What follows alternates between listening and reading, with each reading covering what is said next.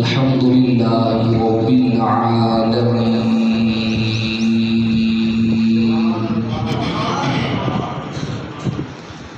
والصلاة والسلام على أشرف الأنبياء وخاتم المعصومين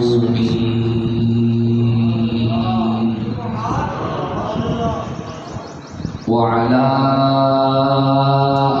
آله الطيبين الطاهرين وأصحابه المفلحين الفائزين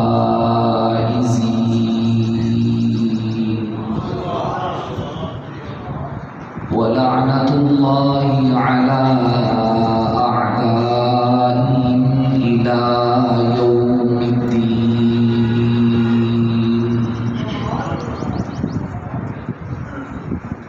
أما بعد فأعوذ بالله من الشيطان الرجيم. بسم الله الرحمن الرحيم. من أعرض عن ذكري فإن له معيشة ضنكا ونحشره يوم القيامة أعمى. وعن عمر بن الخطاب رضي الله تعالى عنه قال قال رسول الله صلى الله عليه وسلم إن الله يرفع بهذا الكتاب أقواما ويضع به آخرين. وقال النبي الأمي العربي الهاشمي الكريم القرآن حجة لك أو عليك، أو كما قال عليه السلام إن الله وملائكته يصلون على النبي يا أيها الذين آمنوا صلوا عليه وسلموا تسلیما. پوری محبت سے ذوق شوق سے درود پاک پڑھیں.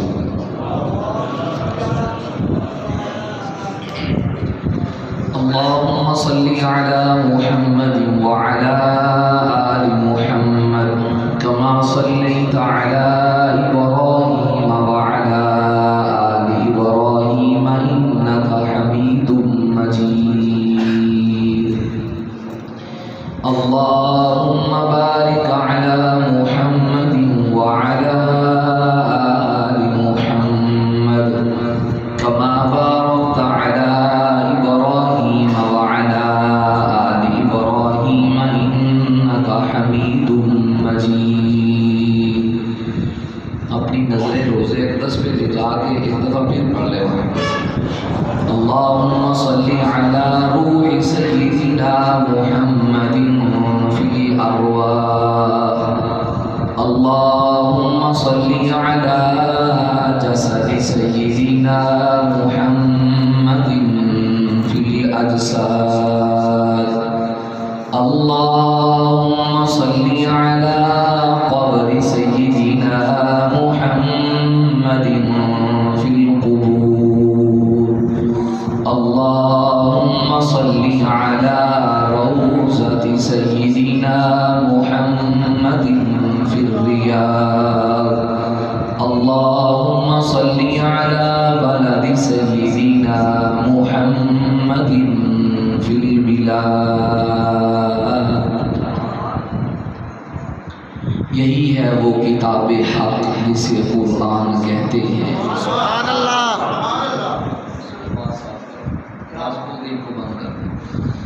یہی ہے وہ کتاب حق جسے قرآن کہتے ہیں، جسے فرقان کہتے ہیں، جسے قرآن کہتے ہیں. سبحان اللہ. یہی ہے وہ جس کا منتظر سارا زمانہ تھا. رسولوں کی زبانوں پہ اسی کا نغمہ تھا، ترانہ تھا. تعارف یہ کرواتی ہے حق تعالی کا پیغمبروں کا، قیامت کا، حبیب حق تعالی کا، نہ کچھ تحریف کا خدشہ، نہ خطرہ کچھ خیانت کا، نہ کچھ تحریف کا خدشہ، نہ خطرہ کچھ خیانت کا، خدائے پاک خود ضامن ہے اس کی حفاظت کا۔ اسی نے راز بتلایا ہے قوموں کی امامت کا، اسی نے بید کھولا ہے قوموں کی سردارت کا۔ انتہائی واجب الاحترام اہل سنت سے تعلق رکھنے والے غیرت مند مسلمان بھائیو بزرگوں، میں بغیر کسی تصنع کے رضا رہا ہوں، مجھ نچیز طالب علم کے لیے انتہائی سعادت، خوش نصیبی کی بات ہے کہ آپ کے اس علاقہ کی قدیم اور علمی درسگاہ میں قرآن کریم جیسے مقدس عنوان پر اپنے بڑوں کی موجودگی میں بولنے کا موقع مل رہا ہے۔ دعا فرمائیں مالک کائنات رب الارض والسماوات، جو بات حق و صداقت پر مبنی ہو، قرآن و سنت کی روشنی میں لب گشائی کی توفیق نصیب فرمائے، پھر سن کر ہم سب کو اس پہ عمل کی توفیق نصیب فرمائے۔ بغیر کسی تمہید کے اپنی بات شروع کرتا ہوں۔ آج کا بیان آپ حضرات سبق سمجھے، عام روایتی گفتگو سے ہٹ کر، چونکہ ایک علمی مجلس ہے اور ایک علمی درسگاہ میں ہم بیٹھے ہیں، یہ عنوان بہت بیان کرنا چاہیے لیکن بہت کم بیان ہوتا ہے۔ ایک مسلمان کے لیے، ایک کلمہ گو کے لیے رسول اللہ صلی اللہ علیہ وسلم کی ذات اقدس کا ایک امتی ہونے کی حیثیت سے اللہ کے کلام قرآن کا ہم پر حق کیا ہے، وہ کون سی چیزیں ہیں جن کا روز محشر قرآن ہم سے اپنے حقوق کا مطالبہ کرے گا۔ لیکن ایک مثال سے بات کو شروع کرتا ہوں۔ ہم دنیا میں دیکھتے ہیں اگر ایک صاحب حق جس کا کسی دوسرے کے اوپر حق ہو تو وہ مقروض اگر صاحب حق کو اپنا حق ادا نہ کرے تو دوسرا شخص اس سے اپنا حق حاصل کرنے کے لیے، اس سے اپنے حقوق کا مطالبہ کرنے کے لیے طرح طرح کی کوششیں کرتا ہے۔ بات منت سماجت سے شروع ہوتی ہے، تعلق سے شروع ہوتی ہے۔ اگر دوسرا شخص نہ مانے پھر بسا اوقات یہ معاملہ پنچایت اور پرے میں آ جاتا ہے۔ پھر بھی اگر صاحب حق کا حق ادا نہ ہو، اسے اپنا حق نہ ملے تو یہ معاملہ چلتے چلتے چلتے عدالتوں تک پہنچ جاتا ہے۔ یا تو دوسرا شخص اپنا مکمل حق اس سے وصول کر لیتا ہے یا پھر کم از کم دوسرے کو وہ ذلیل و خوار ضرور کر دیتا ہے۔ بالکل اسی طرح ایک مسلمان ہونے کے ناطے، ایک کلمہ گو ہونے کے ناطے ہم پہ اللہ کے قرآن کے کچھ حقوق ہیں۔ قرآن کی عظمت کے پیش نظر قیامت میں قرآن ہم سے اس چیز کا مطالبہ کرے گا۔ یہ میں اپنے لفظ نہیں سنا رہا، یہ میرا تخیل نہیں، رحمت عالم صلی اللہ علیہ وسلم کے ارشاد سے میں نے یہ بات اخذ کی ہے۔ آقا جان فرماتے ہیں القرآن حجت لک او علیک، قرآن یا تیرے حق میں دلیل ہوگا یا تیرے خلاف دلیل ہوگا۔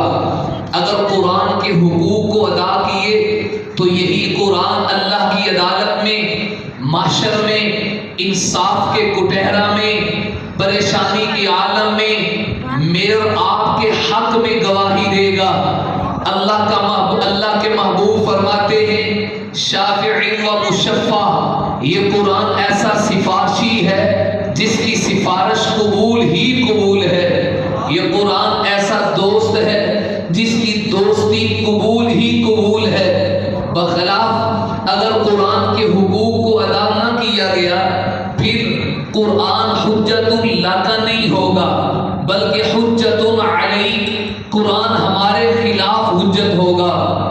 قرآن ہمارے خلاف اللہ کے حضور گواہی دے گا۔ پھر جس طرح قرآن کی سفارش سے نجات ملتی ہے، اسی طرح اگر حشر میں قرآن نے ہمارے خلاف گواہی دی تو پھر نجات مشکل ہو جائے گی۔ اس لیے بڑی توجہ سے قرآن کریم کے حقوق، اگرچہ عنوان ایسا ہے ان میں سے ایک پر ہی تفصیلی بات نہیں ہو سکتی، لیکن اختصار میں رہتے ہوئے کوشش کرتا ہوں کہ یہ سبق ہمارے سامنے آئے۔ اگر ہم ان حقوق کی ادائیگی کر رہے ہیں تو فللہ الحمد وللہ الشکر، پھر اللہ پر شکر کر کے استقامت کی دعا مانگیں، اور اگر ہم سے ان حقوق میں کوتاہی ہو تو مرنے سے قبل قرآن کے ان حقوق کو پورا کیجئے، وگرنہ آخرت میں جواب دینا ہوگا۔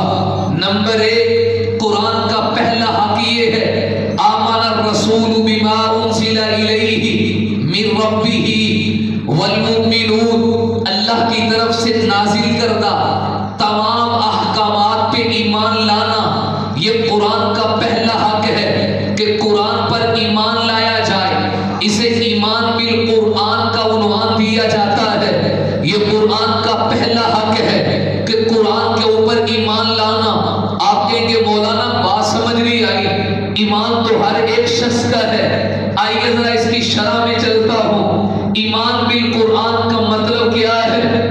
قرآن کو من جانب اللہ برحق سمجھنا، یہ قرآن کا پہلا حق ہے۔ قرآن کی جو بات آئے، جو حکم آئے، ہماری عقل مانے نہ مانے، ہمارا مشاہدہ مانے نہ مانے، ہمارا تجربہ مانے نہ مانے، جو قرآن کہتا ہے اسے برحق سمجھ لینا، یہ ایمان بالقرآن ہے۔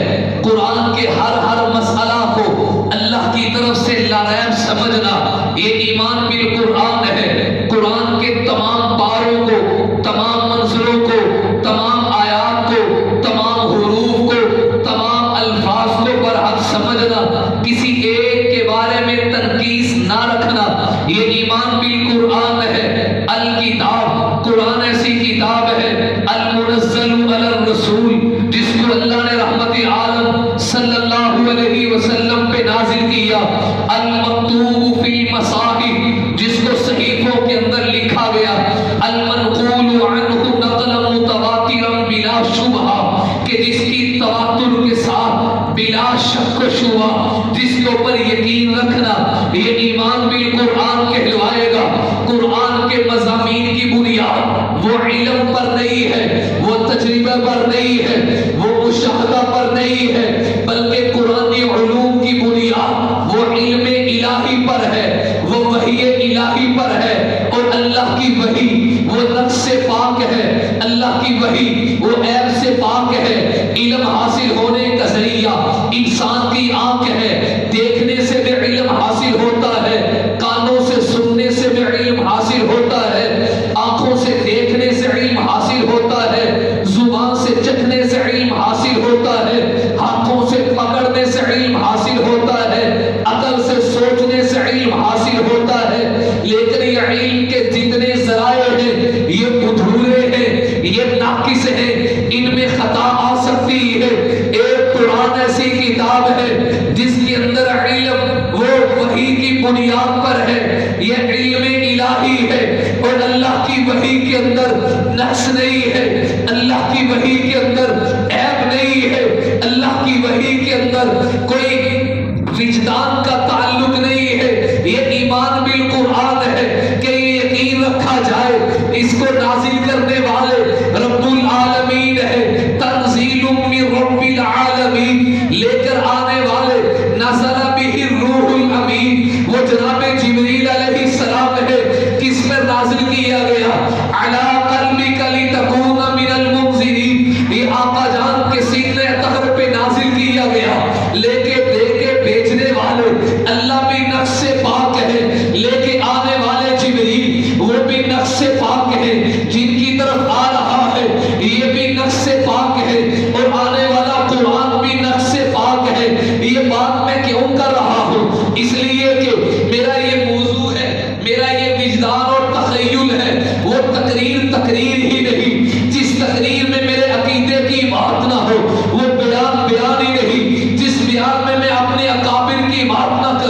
ہم نے اپنے بڑوں کی جوتیاں سیدھی کی ہے، ان کی امانت کندھوں پہ اٹھا کے در در پہ بات دے رہے ہیں۔ قرآن کے اوپر ایمان لانے کا مطلب یہ ہے قرآن کا اترنا حق سمجھا جائے، لے کے آنا جبریل کا حق سمجھا جائے، جس پیغمبر کی طرف آ رہا ہے اس پیغمبر کو حق سمجھا جائے۔ میرے آپ کے اس وطن عزیز میں بعض بدبخت لوگ ایسے بھی ہیں جو بظاہر کلمہ پڑھتے ہیں، بظاہر ایمان لاتے ہیں۔ میں کسی ایک مسلک کی تنقید نہیں کر رہا، نقل کرنے والے نقل کیجئے، میں آپ کے ایمان کا پہرا دے رہا ہوں۔ خدا کے لیے قرآن پہ ایمان لائیے، یہ قرآن کا پہلا حق ہے۔ اس گروہ کا، اس طبقے کا نظریہ یہ ہے معاذ اللہ، اللہ نے قرآن دے کے جناب جبریل کو بھیجا تو حضرت علی کی طرف تھا، حضرت جبریل سے غلطی ہو گئی، جبریل بھول گئے، وہ غلطی سے قرآن لے کے حضور کی طرف آگے۔ نانا بابا اپنی زبان سے الفاظ نہ نکالنا، اللہ کہہ رہا ہے ابھی پہلا سپارہ کھولے گا، پہلی سورت کھولے گا، قرآن اپنا تعارف کرواتا ہے۔ الف لام میم ذالک الکتاب لا ریب فیہ، پہلے یہ عقیدہ بنا کہ میرے اندر شک نہیں، اللہ کے بھیجنے میں شک نہیں، جبریل کے لانے میں شک نہیں، حضور کی طرف آنے میں شک نہیں، نہ کہنا جبریل سے غلطی ہوئی، بلکہ یہ قرآن یہ ہے المنزل علی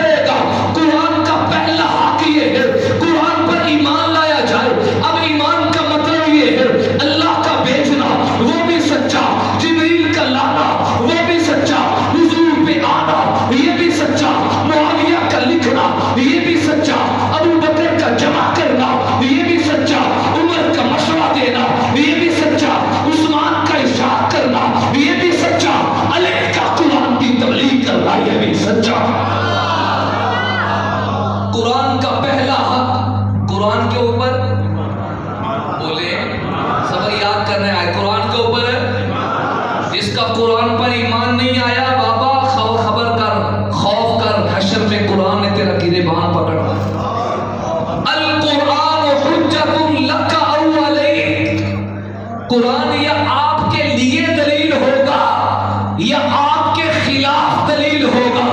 قرآن کے حقوق کو پورے کیے تو آپ کے حق میں دلیل ہے، اس کے حقوق سے کوتاہی کی تو آپ کے خلاف دلیل ہے. آئیے ذرا اس مطلب کو تھوڑا سا اور واضح کروں، نہ جانے زندگی رہے نہ رہے میرے اور آپ کی قبر کا بڑا ہو جائے.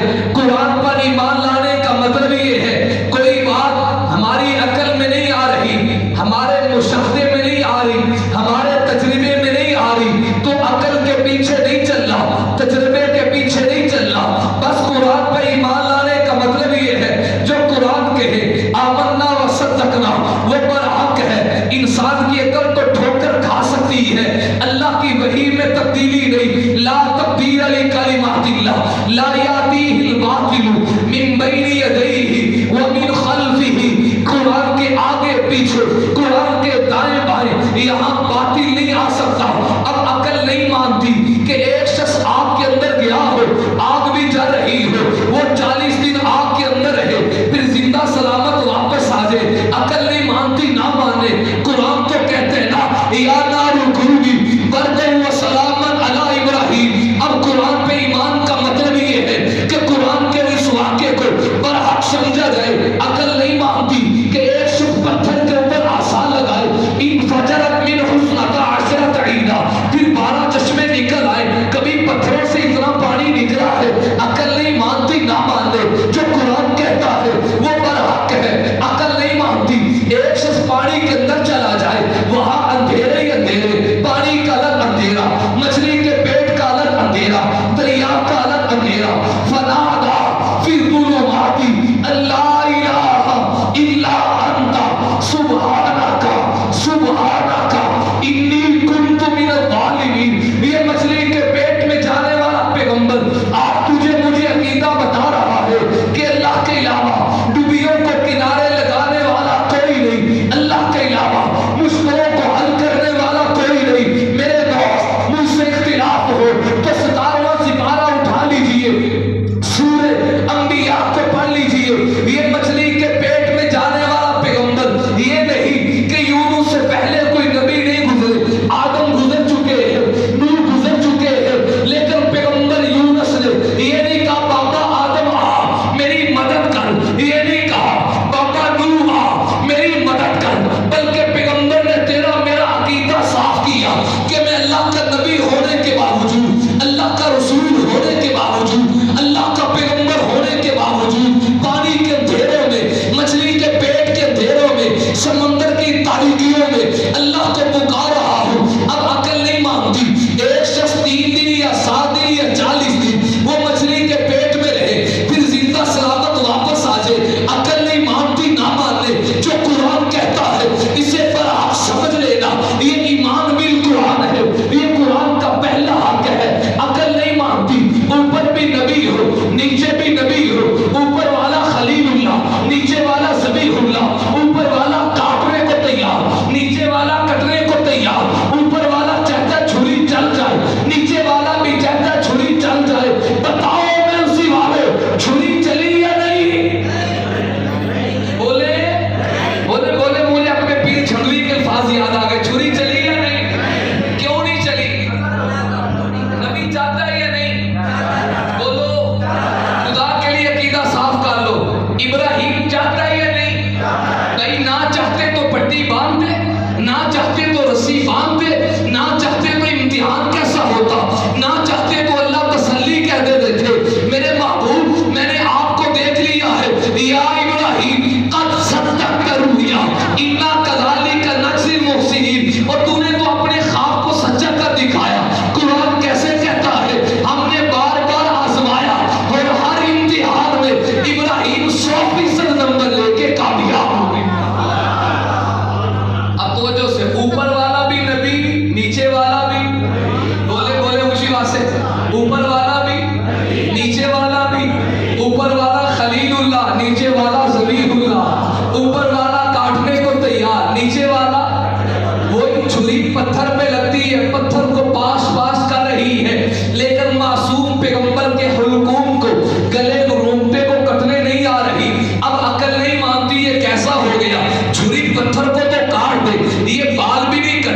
یہ رومٹا بھی نہیں کٹا، عقل نہیں مانتی نہ مانے، قرآن کہتا ہے اسے برحق سمجھ لیا جائے، عقل نہیں مانتی کہ دروازے بند ہوں، کھڑکیاں بند ہوں، آنے جانے کا انتظام نہ ہو، مریم کے پاس بے موسم پھل کیسے آگے، عقل نہیں مانتی نہ مانے، قرآن کہتا ہے حضرت زکریا پوچھنے لگے یا مریم انا لکی ھذا، مریم یہ پھل کہاں سے آئے، فرمان لگی قالت هو من عند اللہ، مجھے یہ بے موسم پھل دینے والا وہ اللہ کی ذات ہے، هنالک دعا زکریا ربا۔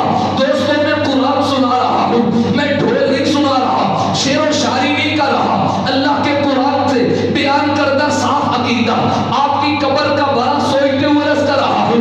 حضرت زکریا کے پاس اولاد نہیں، 100 سال کی عمر پہنچ چکی ہے، قرآن کہتا ہے ہنالیکا، اسی وقت بغیر تاخیر کے پیغمبر زکریا نے مصلی بچھایا، دعا زکریا ربا، اپنی کال مشکل کشا سے بلا لی اور فرمایا ربی ہب لی من لدنک ذریۃ طیبہ، اے اللہ اگر مریم کو بے موسم پھل مل سکتا ہے تو میرے اوپر بھی اولاد کا سیزن نہیں رہا، اولاد کا موسم نہیں رہا، اس عمر میں اولادیں کہاں ملتی ہے، جب کمر جھک جائے، داڑھی اور سال کے بال سفید ہو جائے، لیکن ربا میں تجھے پکار کر محروم نہیں ہوا، میں تیرے دربار سے مایوس نہیں ہوا۔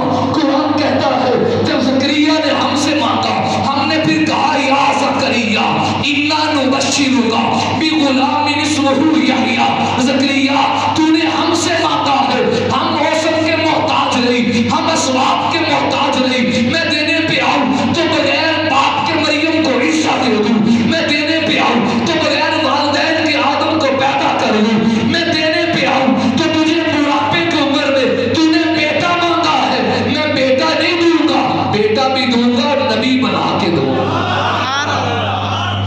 اب یہاں عقل نہیں مانتی، تجربہ نہیں مان رہا، انسان کہتے ہیں میرا تجربہ کہتا ہے اس عمر میں اولاد نہیں آیا کرتی، ایمان بالقرآن یہ قرآن کا پہلا حق ہے کہ عقل کو ٹھکرا دے، جو قرآن کہتا ہے اسے برحق مان۔ بہت تفصیل ہے اس میں، ایک موضوع نہیں سنا سکتا، تفصیل بہت ہے، لیکن میں عرض کر رہا ہوں 5 باتیں ہمارے ذہن میں آ جائیں۔ پہلا قرآن کا حق، قرآن کے اوپر بولے سب بولے، جزاک اللہ، اتنا بڑا مجمع اللہ کے گھر میں بیٹھے یہ بولنا قیمتی ہوگا۔ پہلا حق آمن الرسول بما انزل، جو کچھ نازل ہوا سب پر ایمان لانا، یہ قرآن کا پہلا حق۔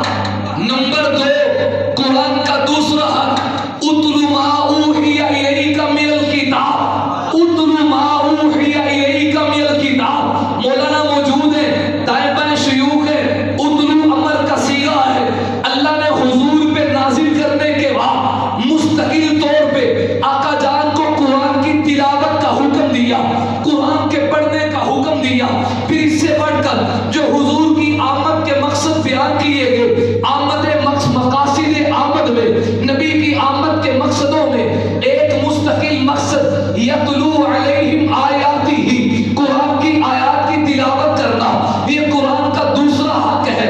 جب قرآن پر ایمان آ گیا پھر ہر مسلمان کے اوپر قرآن کا دوسرا حق یہ ہے مجھے ماننے کے بعد میری تلاوت کی جائے، مجھے پڑھا جائے۔ دوستو یہ کائنات میں ایک ہی کتاب ہے جس کی مستقل تلاوت الگ ثواب ہے، اور پھر آپ اور میری خوش نصیبی تورات ملی ہے یہودیوں کو، وہ اٹھاتے ہیں، مسئلہ دیکھا بند کر کے رکھ دی، تورات کی تلاوت نہیں ہوتی، وہ بائبل کو اٹھاتے ہیں، دیکھا قانون دیکھا، اگرچہ وہ تحریف شدہ ہے، اگرچہ وہ اصلی شکل میں باقی نہیں رہی، لیکن دنیا عیسائیت سے سوال ہے، دکھاؤ کوئی تمہاری بائبل کتاب کا حافظ جو بائبل کی تلاوت کرتا ہو، دنیا یہودیت سے سوال، دکھاؤ کہ یہودیوں کوئی اپنی تورات کا حافظ جو تورات کی تلاوت کرتا ہو، دنیا میں یہ ایک ہی کتاب ہے جو سب سے زیادہ پڑھی جا رہی ہے۔ آپ دیکھیں صبح شام دیکھیں، اپنی آنکھوں کو ٹھنڈا کریں، یہ قرآن کا دوسرا حق ہے، اسے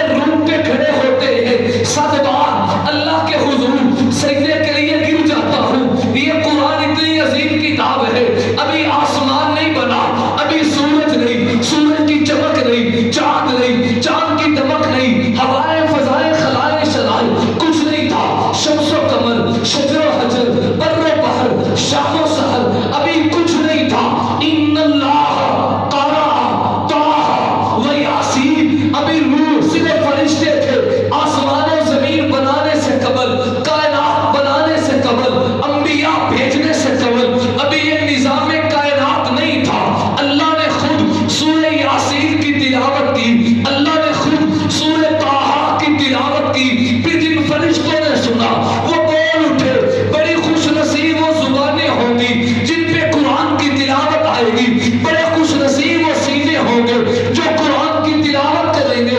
تو قرآن کا پہلا حق یہ ہے قرآن پہ ایمان لایا جائے، اور قرآن کا دوسرا حق یہ ہے قرآن کی تلاوت کی جائے۔ تلاوت کریں گے، یومیہ معمول بنائیں گے۔ اور اگلی بات سنیں، یہ عام چیز نہیں ہے، علماء کرام بالخصوص میرے سر کا تاج میرے بڑے اور مجمع میں جتنے علماء طلباء بھائی بیٹھے سب کو مبارک دیتا ہوں۔ اللہ کے محبوب کیا فرماتے ہیں، حدیث قدسی سنیے، اللہ فرماتے ہیں من شغلہ القرآن، سبحان اللہ، کہو سبحان اللہ، جھوم کے کہو سبحان اللہ۔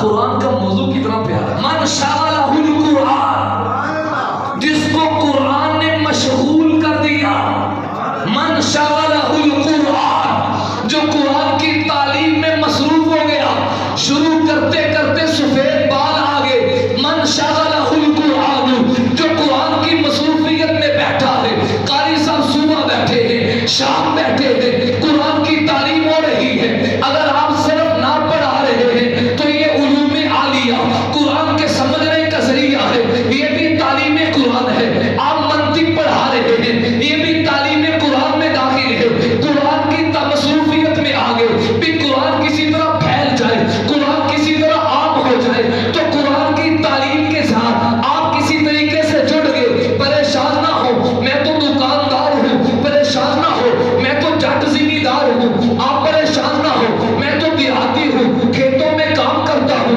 یہ فضیلت تو قاری بشیر صاحب لے گئے، یہ فضیلت تو مولوی طیب صاحب لے گئے، یہ فضیلت تو فلاں لے گئے، نہیں بابا، اللہ نے رحمت عام کر دی ہے، فرمایا من شغلہ القرآن، جو کسی طرح قرآن کی مصروفیت میں لگ گیا، آپ درسگاہ میں پڑھا نہیں سکتے، آپ مالی تعاون کریں، قاری صاحب آپ کے مدرسے کا 1 سال کا بل میرے ذمہ ہے، مہینے کا خرچہ میرے ذمہ ہے، طلباء کے کھانے کا ذمہ میرے ذمہ ہے، آپ یہ فرما دیں، بچوں کی کتابیں آئیں گی اس کا خرچہ میرے ذمہ ہے، آپ مسجد میں بیٹھیں گے، مسجد کی تعمیر میں جتنا سلسلہ باقی ہے وہ میرے ذمہ ہے، جو ثواب قاری صاحب اپنے مصلے پہ لیں گے اتنا ثواب آپ کھیت میں کام کر کے کما سکتے ہیں۔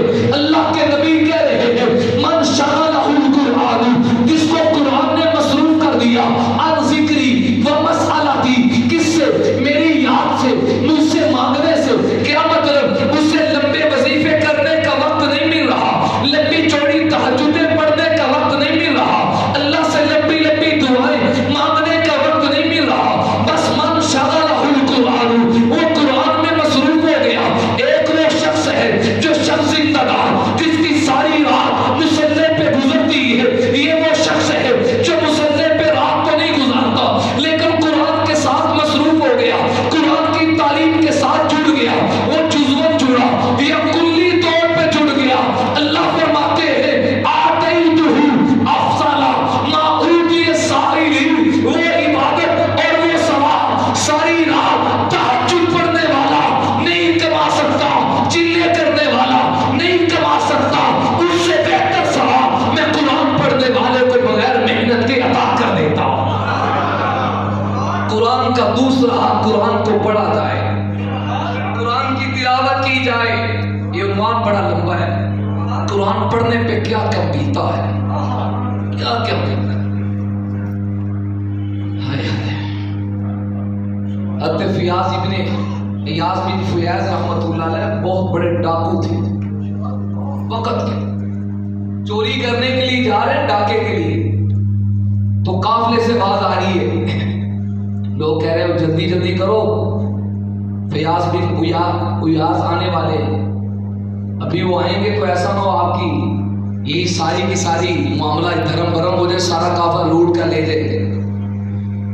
حضرت فیاض بن فیاض رحمۃ اللہ علیہ کے کانوں میں یہ آواز پڑتی ہے تو دل میں ہٹکرا لگا، میں اتنا برا شخص ہوں، لوگ مجھ سے ڈر رہے ہیں۔ تو اسی قافلے میں ایک حافظ قرآن کی تلاوت کر رہا ہے، یہ آیت پڑھی الم یأن للذین آمنوا ان تخشع قلوبہم لذکر اللہ۔ کاش آپ تھوڑا عربی سے واقف، کیا لوگوں کے پاس اب وہ وقت نہیں آیا کہ اللہ کا قرآن سن کے ان کے دل ڈر جائے؟ ان وَأَن تَخْشَعَ قُلُوبُهُمْ لِذِكْرِ اللَّهِ. تو فیاض رحمت اللہ علیہ فرماتے ہیں کب کبھی آئی اور بے ساختہ بولے نعم یا ربی، ہاں ہاں اللہ وہ وقت آ گیا ہے. یہ جملے سننے تھے، قرآن کی تلاوت کے الفاظ سننے تھے. وہی فیاض جسے کل کو زمانے نے ڈاکو کہا، قرآن کی تلاوت کی برکت سے اپنے وقت کا سب سے بڑا اللہ کا ولی بن جاتا. پہلا قرآن کا حق، قرآن کے اوپر بولے. نمبر 2 قرآن کی تیسری بات، جب قرآن کی تلاوت ہو گئی تو پھر قرآن ہماری طرف متوجہ ہے. افلا یتدبرون القرآن افلا یتفکرون. قرآن کو سمجھتے کیوں نہیں؟ قرآن کا فہم کیوں نہیں حاصل کرتے؟ ایمان بالقرآن کے بعد، تلاوت قرآن کے بعد تیسرا قرآن کا حق فہم قرآن، یعنی قرآن کو سمجھنا. قرآن کو، اور ایک بات پوری ذمہ داری سے عرض کرنے لگا، بڑی توجہ رکھیں. قرآن کو پڑھنے سے ثواب ملتا ہے، تلاوت سے عبادت ملتی ہے، لیکن قرآن کو سمجھنے سے اللہ ہدایت کے فیصلے کرتا ہے.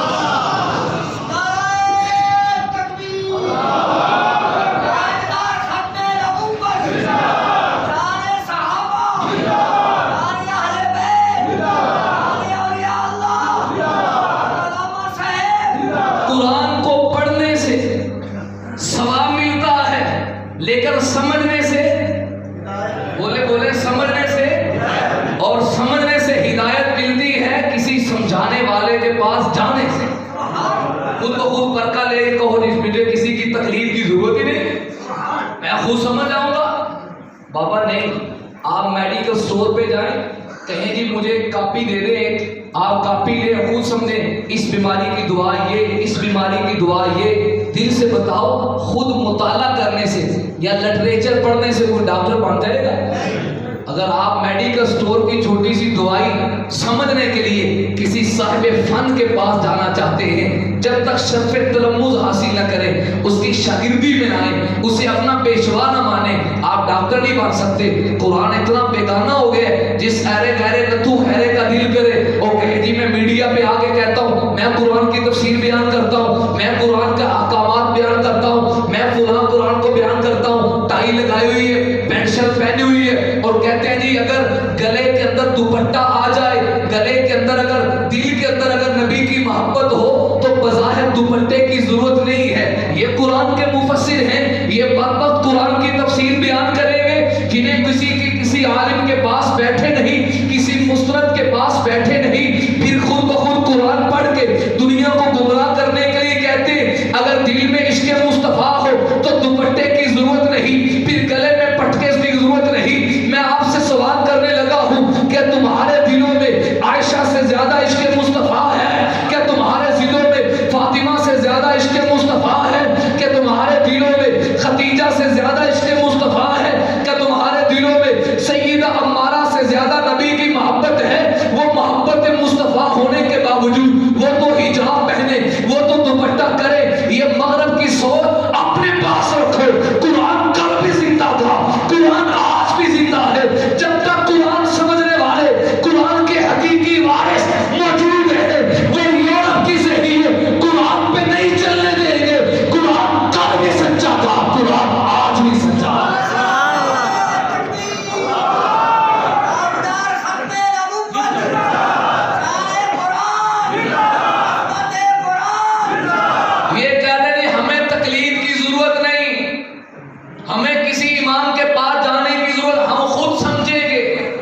پچھلے دنوں ہمارے استاد محترم سے ہماری کلاس میں ایک واقعہ سنایا کرتے تھے. وقت نہیں ہے لیکن میں کوشش کر رہا ہوں تاکہ تھوڑے وقت میں بات پوری ہو جائے. مولانا صاحب سے نماز پڑھانے کے فجر کی تو اس طرح ہیلل کے شروع کر دیا، الحمدللہ پورا ہیلل کے نماز پڑھا رہے ہیں. سلام پھر مفتی نے کہا حضرت کی گل کہتے ہیں، وہ کہتے ہیں بخاری شریف میں لکھے ہے، جیسے نام لیتے ہیں نا بخاری شریف میں لکھے ہے، کی لکھے ہے ہیل کے قرآن پڑھاؤ. عجیب بات ہے. وہ کسی قریب کوئی حنفی تھا، کوئی مقلد تھا دیوبند، انہوں نے کہا بھائی حضرت ہمارے یہ کر رہے ہیں، کہتے بخاری سے لکھے ہے ہیل کے قرآن پڑھاؤ. انہوں نے کہا بھی لے آؤ حضرت کو. جب قریب لے کر آئے تو بخاری اس کے پاس ترجمے والی تھی، ترجمہ لکھا ہوتا، وہ لکھا ہوتا این یخفف تخفیف کے ساتھ ہلکی قرات کریں، لمبی قرات نہ کرو. ہو سکتا ہے پیچھے کوئی بیمار ہے، کوئی مسافر ہے، آپ لمبی قرات کریں گے اس بیچارے کو تکلیف ہوگی، تو لکھا تھا ہلکی نماز پڑھائیں. اب ہلکی جب لکھتے ہیں ہا لام کاف اور آگے یوں یا کا ڈنڈا کھینچا جاتا ہے، تو کہیں کمپیوٹر سے لکھنے میں وہ یا کا ڈنڈا کھینچنا وہ مدم ہو گیا، تو علامہ صاحب کو نظر آتا ہل کر. ہلکی کو کیا سمجھے؟ تسی بھی ہل پاؤ، ہلکے کو کیا سمجھے؟ ہل کر. یہ نقصان ہوتا ہے جب کہتے ہیں ہم خود قرآن سمجھتے ہیں. بابا نہیں، یہ قرآن کا حق ہے، ایمان لایا جائے، تلاوت کی جائے، پھر قرآن کو سمجھا جائے قرآن مجھے کہتا کیا ہے. اور سمجھنے کے لیے کسی صاحب فن کے پاس جانا پڑے گا، جسے اللہ نے قرآن کی آنکھیں دی ہیں، جن کی زندگی ساری چٹائیوں پہ قال اللہ و قال رسول پڑھتے ہوئے گزری ہے. ان کے پاس جانا پڑے گا. جی مولانا مجھے بتاؤ، مجھے قرآن سمجھاؤ، قرآن کی آیت کا شان نزول کیا ہے، اس کا شان ورود کیا ہے، یہاں میرے اللہ مجھ سے کیا بات کرنے لگے ہیں. تو قرآن کے یہ تین حق ہیں. قرآن پر ایمان لایا جائے، قرآن کی تلاوت کی جائے، قرآن کو سمجھا جائے. چوتھا قرآن کا حکم، چوتھا قرآن کا حق جو ہماری طرف متوجہ ہے. فرمایا وَمَن لَّمْ يَحْكُم بِمَا أَنزَلَ اللَّهُ فَأُولَٰئِكَ هُمُ الْكَافِرُونَ فَأُولَٰئِكَ هُمُ الظَّالِمُونَ فَأُولَٰئِكَ هُمُ الْفَاسِقُونَ. جو اللہ کے نازل کردہ احکام پہ عمل نہ کرے، کبھی اس کا رنگ، کبھی اس کا انداز ایسا ہو جاتا ہے قرآن کہتا ہے یہ فاسق ہے، یہ ظالم ہے، اور اگر وہ انکار کر دے تو وہ کافر ہو جاتا ہے. قرآن کی اس آیت کے روح سے قرآن کا چوتھا حق نظر آیا، عمل بالقرآن، قرآن کے نازل کردہ احکامات پہ عمل کرنا. جب آپ نے قرآن پر ایمان لے آئے، آپ نے تلاوت کر لی، آپ نے قرآن کو سمجھ لیا، اب چوتھا حق ہر مسلمان کے اوپر یہ ہے، اب قرآن کے ان سمجھے ہوئے احکامات پہ عمل کرنا. اللہ کا میرے اوپر حکم کیا ہے؟ جب قرآن پہ آپ عمل کریں گے، پھر زمانے نے دیکھا ہے جنہوں نے قرآن کو سینے سے لگایا ہے. حضرت فاروق اعظم اپنی مسند پہ تشریف فرما ہے. ایک یہودی عالم آگے بڑھتا ہے، آپ کو ایک رکا دیتا ہے، فاروق اعظم رکا پڑھتے ہیں اور آنکھوں سے آنسو چھلکنا شروع ہو گئے. سوال کرنے والے نے کہا امیر المومنین کیا ہوا؟ اس نے نہ کوئی آپ سے بات کی، نہ آپ نے کوئی بات پوچھی،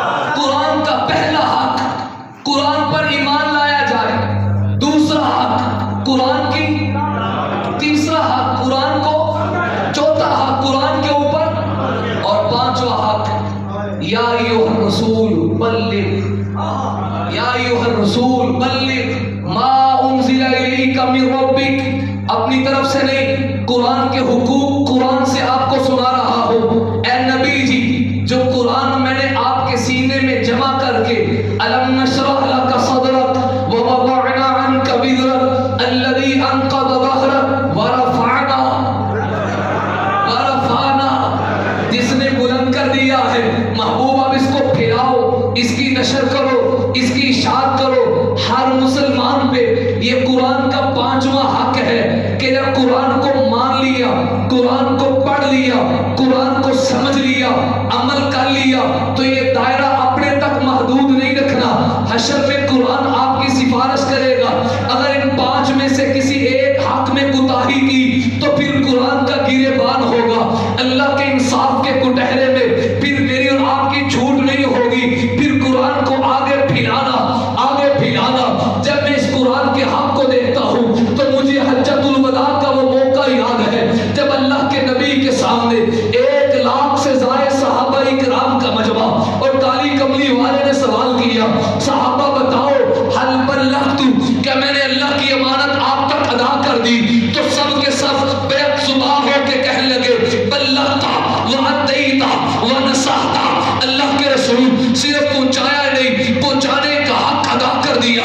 حضور فرماتے ہیں جاؤ پھر میری اس قرآن اس آواز کو لے جاؤ، فاشہدوا، تم گواہ ہو جاؤ۔ اور 3 دفعہ شہادت کی انگلی اٹھا کے اللہ کو گواہ بنا کے کہا اللہم شہد، اللہم شہد، اللہم شہد، اے اللہ میں تیری امانت کو پہنچا چکا ہوں۔ پھر آگے مسلمانوں سے کہا جاؤ فلیبلغ الشاہد الغائب، فلیبلغ الشاہد الغائب، فلیبلغ الشاہد الغائب۔ میں نے امانت سمجھتے ہوئے نینسی کے نوجوانوں آپ تک یہ آواز پہنچائی ہے، اب اس امانت کو اٹھاؤ، ہمت تک آ کر موت تک آگے تک اس پیغام کو پہنچاؤ۔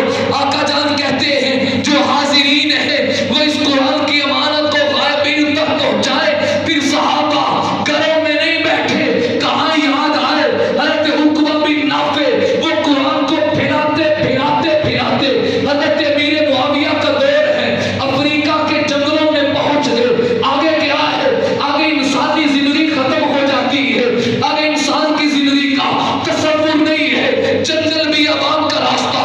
وہاں کے لوگ کہنے لگے اے صحابی رسول، آج تک کوئی زندہ انسان اس سے آگے نہیں گیا، آپ نہ چاہیے۔ فرمانے لگے نہیں نہیں، میرے کندھوں پہ میرے نبی کی امانت سوار کی ہے، میں قرآن کی آواز کو آگے پہنچانا چاہتا ہوں۔ صحابہ پہ بھونکنے والے، صحابہ کے احسان کو یاد کرو۔ آپ ٹیلے پہ کھڑے ہوئے اور اپنے ساتھ 11 کے قریب صحابہ کرام کو لیا اور یہ دعا کی اے اللہ اپنی مرضی سے نہیں آئے، قرآن کی تعلیم کو پھیلانے کے لیے آئے ہیں۔ پھر جنگل کے درندوں سے خطاب کر کے کہنے لگے ایتھا السباع والکلاب اخرجوا من هذه الغابة، اے جنگل کے درندوں، شیروں، جنگل کو خالی کر دو۔ نحن اصحاب رسول اللہ صلی اللہ علیہ وسلم، اب محمد کے صحابہ قرآن کو پھیلانا چاہتے ہیں۔ دنیا نے دیکھا بڑے جانور سے لے کر چھوٹے جانور تک اپنی پشتوں پہ اپنے بچوں کو سوار کیے، وہ جنگل کو خالی کرتے ہیں۔ حضور کے صحابی جنگل کو کاٹ کے وہاں بھی قرآن پھیلاتے ہیں۔ پھر چلتے چلتے آگے کالا پانی آ جاتا ہے، زمین کی سطح ختم ہو جاتی ہے۔ حضرت عقبہ بن نافع اپنے گھوڑے کے اگلے دونوں پاؤں وہ کالے پانی میں رکھ کے کہنے لگے اللہ تو گواہ ہو جا جو تیرے نبی نے ہمارے ذمہ امانت لگائی تھی کہ قرآن کو آگے پہنچاؤ، تیری زمین تو ختم ہو گئی، محمد کے صحابہ کا جذبہ وہ اب بھی باقی ہے، قرآن کو پھیلا کے یہی وجہ ہے آج قرآن تیرے اور میرے گھر میں پہنچا ہے۔ تو یہ قرآن کے 5 حق، قرآن پر ایمان لانا، قرآن کی تلاوت کرنا، قرآن کو سمجھنا، قرآن پہ عمل کرنا اور قرآن کو آگے بلائے، قرآن کو آگے، یہ 5 حق ہے۔ بالکل 2 منٹ لے کر آپ کو بڑی ذمہ داری سے بہت بڑی بات عرض کرنے لگا۔ اس کے گزرے دور میں اگر کسی جگہ میں قرآن کے یہ پانچوں حقوق ادا کیے جا رہے ہیں تو پوری ذمہ داری سے اللہ کے گھر میں کہتا ہوں وہ فقط اور فقط دینی مدارس ہے. دینی مدارس میں پانچوں حقوق ادا کیے جا رہے ہیں. میرے اور آپ کی خوش نصیبی اگر ہم ان مدارس سے جڑ جائیں تو قرآن کو پانچوں حقوق ادا کرنے والوں میں اللہ قیامت میں اٹھائیں. جڑنا چاہتے ہیں کہ نہیں؟ یہ مدرسوں کا قوم کے اوپر احسان ہے. ابھی حضرت رجب میں تو کرونا مرونا آ گیا نا، پروگرام منسوخ ہو گئے. مدارس کے سالانہ اجتماعات ہو رہے تھے ہمارے قریب جلال پور. وہاں ایک رافضی شیعہ قوم کا بچہ جو عقلی طور پہ مجنون اور پاگل تھا، روڑی کے اوپر پڑا رہتا، روڑی کے اوپر 10 گھنٹے پاگل ہے تو پاگل پڑا ہوا ہے. اس کے والد صاحب مدرسہ میں آئے. محتمم صاحب قاری عبدالولی سے کہنے لگے حضرت دعا کرو اللہ ساڑھے کو لے چک لے، اللہ اس بچے کو اٹھا لے، اللہ اسے اپنے پاس بلا لے. یہ ہمارے لیے آزمائش ہے. مسلمان بھائیوں، یہ مدرسوں کا احسان ہے. قاری عبدالولی صاحب کہنے لگے میں نے کہا آپ مجھے دے دو، وہی بچہ 10 سال کے بعد قرآن کا حافظ قرآن بن گیا.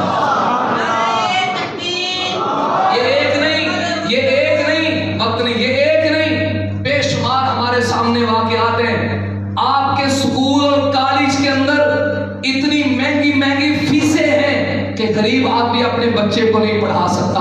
وہ یونیورسٹی میں داخلہ دینے کے لیے 100 دفعہ سوچتا ہے میں تو غریب ہوں، میں کیسے پڑھاؤں. یہ ان ملاؤں اور مولویوں اور چٹائیوں پہ قلیل تنخواہیں لے کر آپ کے بچوں کو قرآن کی تعلیم دینے والوں کا احسان ہے کہ وہ غریب کا بچہ جو مہنگی فیس کی وجہ سے یونیورسٹی میں نہیں جا سکتا، مدرسے کے مولانا اس غریب بچے کو لیتے ہیں، کل کو مسند پہ بیٹھ کے آپ کو قرآن کی تفسیر پڑھاتا ہوا مفسر قرآن نظر آتا ہے، حدیث پڑھاتا ہوا آپ کو شیخ الحدیث نظر آتا ہے. میں وہاں گیا ہوں کشمیر و بالا کوٹ کے بلند و بالا پہاڑ میں، جہاں حکومت کی بجلی نہیں پہنچی، وہاں آپ کی پانی نہیں پہنچا، گیس نہیں پہنچی، لیکن مدرسے کا ملا اور حافظ قرآن وہاں بھی پہنچا. آپ سوال کریں کبھی مدارس میں لوڈ شیڈنگ نہیں ہوئی؟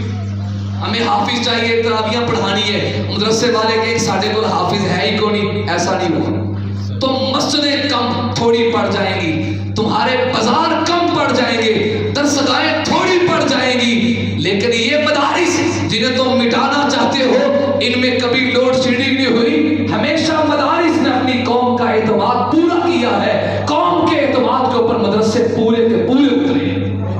میرے آپ کی خوش نصیبی اگر مدارس سے جڑ جائیں. اور یاد رکھیے آخری بات، کل کو قرآن کہتے ہیں وقال الذین کفروا لا تسمعوا لهذا القرآن. 1400 سال قبل میں نبی نے قرآن پڑھانا شروع کیا تو کافروں کی ایک سوچ تھی کہ قرآن کی تعلیم کو ختم کر دیں. وہ سمجھتے ہیں مسلمان کے اندر جب تک قرآن کی تعلیم ہے تو اس کے اندر جذبہ باقی ہے، اگر قرآن کو مٹا دو گے مسلمان خود بخود مٹ جائے گا. یہی وجہ ہے اس وقت پوری دنیا کفر کے تیر اور تانے وہ دینی مدارس اور علماء کی طرف ہے. وہ کہتے ہیں ان کو مٹا دو یہ مٹ جائیں گے تو اسلام مٹ جائے گا. اصل ٹارگٹ اسلام ہے، دین ہے، لیکن وہ سمجھتے ہیں اسلام تب تک نہیں مٹے گا جب تک اسلام کی تعلیم دینے والے نہیں مٹیں گے. لہذا پہلے ان کو مٹاؤ پھر ان کو مٹاؤ. لیکن دنیا کفر کی سوچ غلط ہے. یاد رکھو میرے اللہ کا ضابطہ ہے، اللہ نے جس چیز کو باقی رکھنا ہو اللہ اس چیز کے اسباب کو باقی رکھتے ہیں. روشنی کا ذریعہ سورج ہے، اللہ نے روشنی باقی رکھنی ہے تو سورج بھی قیامت تک باقی ہے. پھل کا ذریعہ درخت ہے، اگر پھل باقی ہے تو اس کا ذریعہ درخت بھی باقی ہے. قرآن کی تعلیم کا ذریعہ دینی مدرسہ ہے، قرآن نے قیامت تک باقی رہنا ہے. آہستہ آواز ہوگی آپ کی، پوری ہمت سے بولے قرآن نے قیامت تک باقی، اور انشاءاللہ قرآن کی تعلیم کے مدرسے بھی قیامت تک باقی، قرآن پڑھانے والے علماء قیامت تک باقی. آپ کسی رنگ میں آئے مٹ گئے ہیں مٹ جائیں گے عادات تیرے، نہ مٹا ہے نہ مٹے گا چرچا تیرا. تم سے پہلے بڑے بڑے فرعون آئے جنہوں نے کہا ہم قرآن مٹا دیں گے، انہوں نے قرآن کو پکڑ کے دریاؤں میں ڈالا، پانی تو سیاہ ہو گیا. ایک نبی نے حافظ قرآن نے کہا ओए मुल्ला, ओए अंग्रेज, तुम मसाजिद से कुरान को तो जला सकता है, मेरे सीने से कुरान को कैसे निकालेगा? कुरान कल भी बाकी था, कुरान आज भी, और कुरान के मदरसे क़यामत तक बाकी। अब आप बताएं ये मदारिस चलने चाहिए कि नहीं? चलने चाहिए। आवाज होली हो गई, होली होली बोलो। नहीं हूं जरा जोर लग रहा है ना, हूं बोले जरा। मदारिस चलने चाहिए, कुरान की तालीम आम होनी चाहिए। आप चाहते हैं क़यामत में कुरान के पांचों हक अदा करने वालों में हमारा नाम आ जाए? बुलंद से हाथ खड़े करके बताएं। आप चाहते हैं कुरान हमारा सिफारशी बन जाए? आप चाहते हैं कुरान की तालीम देने वालों में हमारा नाम आ जाए? तो इसके साथ कुरान के साथ जुड़ जाइए। ये आपका इदारा आपके अपने इलाका में है। यहाँ आसमानों से कोई गिरी गिराई चीज नहीं आती, जमीन से उगलती हुई चीज नहीं आती। आज कदर कर दे, याद रखें अल्लाह की कसम, आपने किसी को कर्जा दिया हो, आप किसी को कर्ज दे दे तो वो चीज वापस करता है क्या नहीं? बोलो यार, बोली क्यों बोल दो, बोलो। उसके जिम्मा है कि नहीं देना? क्योंकि उसने बतौरे कर्ज लिया, बतौरे कर्ज लिया। मेरा रब कहता है मन गल्लज़ी युक़रिज़ुल्लाह क़र्ज़न हसना, तो मेनू कर्जा कौन देगा? मुझे कौन देगा? अगर इंसान लेके वापस करता है तो अल्लाह के वादों पे यकीन नहीं। देख तो देखो, जिसको कोई मुश्किल पेश आ जाए, याद रखो मुसाफिर हूँ, बहुत बड़ी बात करने लगा हूँ। हर शख्स चाहता है मेरी इज्जत बढ़ जाए, मेरा पैसा बढ़ जाए, हर शख्स की कोशिश होती है। इसका एक ही हल है, इसको तकसीम करना शुरू कर दो, ये बढ़ जाए। इज्जत बांटना शुरू कर दो, आपकी इज्जत बढ़ जाएगी। इसी तरह अल्लाह के रास्ते पे देना शुरू कर दो, अल्लाह का वादा झूठा नहीं। वमन अस्दक़ु मिनल्लाहि क़ीला, सबसे सच्चा वादा अल्लाह का है। उठो अल्लाह के रास्ते में ऐलान करो। कौन मदरसे की खिदमत किस अंदाज में करेगा? भिखारी साहब आपसे मुतालबा फरमाते हैं, अल्लाह के घर में कुरान की आवाज़ सुनी है, इन मुक़द्दस शख्सियात को मायूस ना करें, आप इन्हें थपकी और हौसला अफजाई दें। कोई बात नहीं, काम आप करो, आपके पीछे इंशाल्लाह हमारा माल हाजिर है, हमारी जान हाजिर है। हर तरह से अपना ताउन फरमाएं। जज़ाकल्लाह।